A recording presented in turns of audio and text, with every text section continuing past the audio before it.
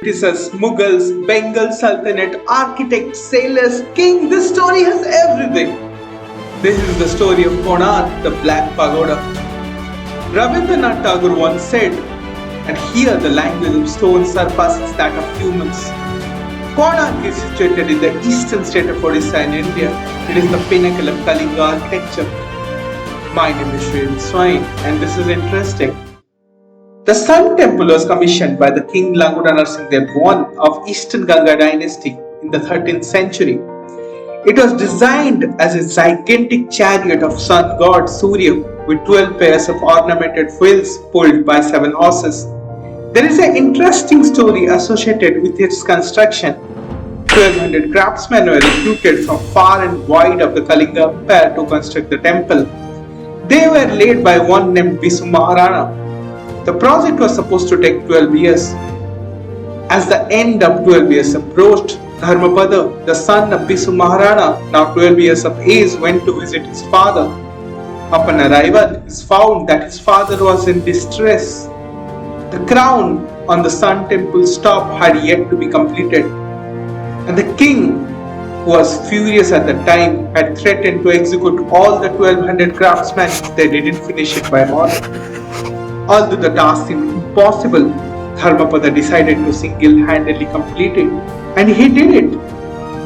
A debate then took place among the craftsmen. Fearing for their own lives, it became known that a child had completed the work instead of them. How could Dharmapada do this? Now the king will execute us all. He needs to be killed. Which father can sacrifice his own child? At last, to settle this debate, Dharmapada decided to jump from the crown that he had just completed. He jumped into the river Chandrabhaga, killing himself, but ensuring the safety of the craftsman. This is a sad story, but this gave us a poetry in stone. The Jagmohan part of the temple that Dharmapada completed still stands today. The temple also had another unique feature. It is said that the idol of Lord Surya was in a floating condition.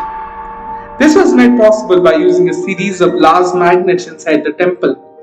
But the magnets caused another issue. It used to affect the ships sailing in the Bay of Bengal. The Portuguese, who were among the major seafarers during the 15th century, didn't like it. They attacked the temple and destroyed the magnetic setup. It is said they even took away the main magnet. This was just the beginning of the attack on Konark. Mughals, Sultans, European power all attacked and destroyed this wonder. Konark, the general of Bengal Sultanate, who had taken the oath to destroy all great Hindu temples of Eastern India, is said to cause the maximum damage. Today you can still witness the intricate carving on the walls which celebrate the way of life in ancient Kalinga. It explores issues from good governance to freedom of sexuality. It's a World Heritage Site today and had a wonderful on-site museum. You can also see artifacts from Konark in museums world over, from UK to Portugal to Pakistan. Hope you learned something new today. If you like what I'm doing, do share and subscribe. It feels great. I'll be back with something interesting soon.